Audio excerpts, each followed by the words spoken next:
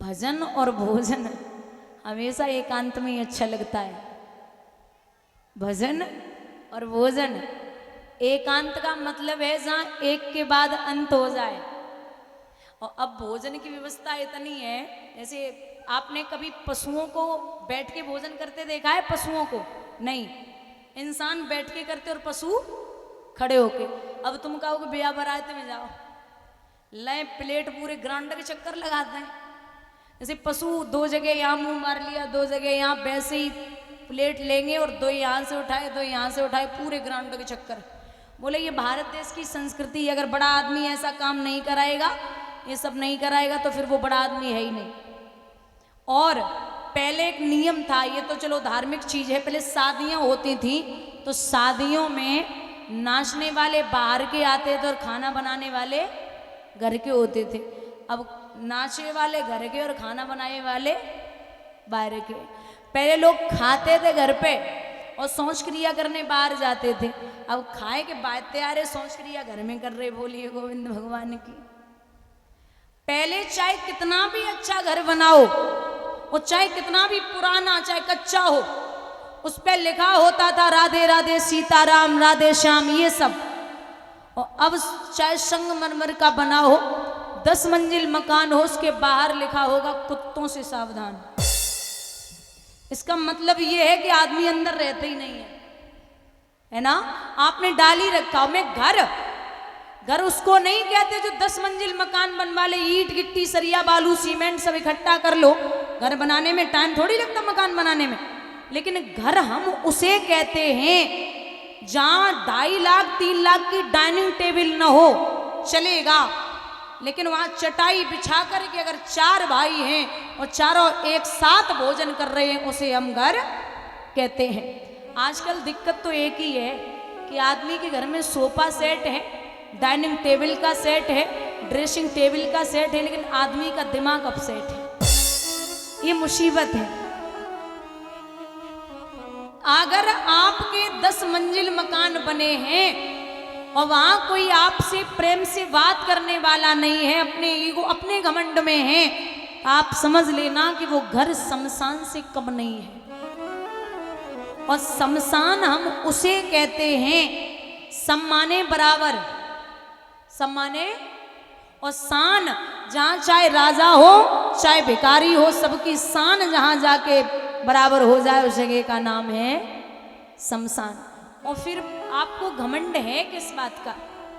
रावण ने कही न जग में मो समान, कुंभकर्ण भैया और मैं बड़ो बलवान, 10 शीश 20 भुजा बल को न परवान, मेघनाथ बेटा लाओ इंद्र के पकड़ कान, बाव को न रहो अभिमान, तुमसे और हजारों हुए बड़े बड़े बलवान। जन कितने हरे पात पीरे है गए, जन कितने घमंडी ढीले है गए, जन कितने के टीले है गए। जिंदगी भर लोग कहते हैं कि मैं 10-15 हजार की एक ही जीन्स पहनता हूं, वो भी ब्रांडेड। जिंदगी भर ब्रांडेड करने वालों, एक बात याद रखना, कफन में कोई भी ब्रांड नहीं होता, उस सबके लिए बराबर है।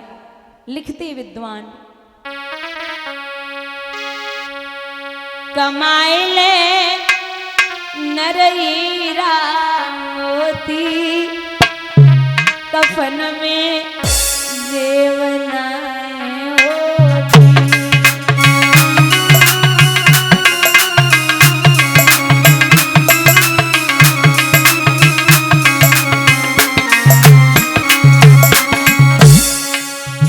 कमाए ले नर हीरा मोती, कफन में जेवनाएं होती।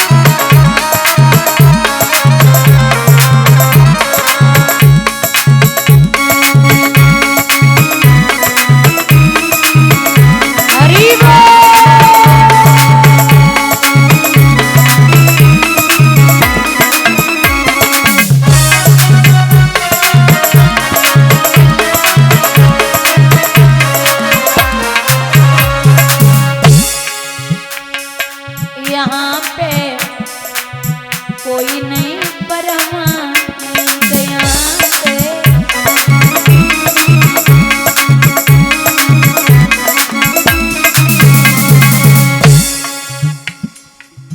कितने तेल फुलेल लगाए ले, आभूषण से शरीर सजाए ले।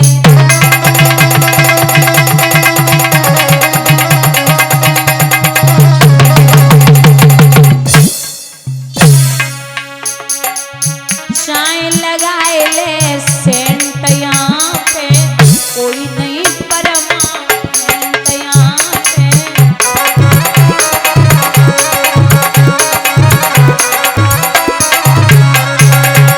ए भैया, दुश्मन मिले सवेरे सवेरे,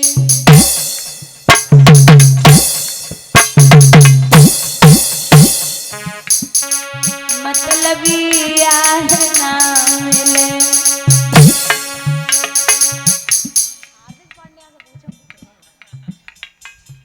औरत गोरी होए चाहे काली, करक ना मिले।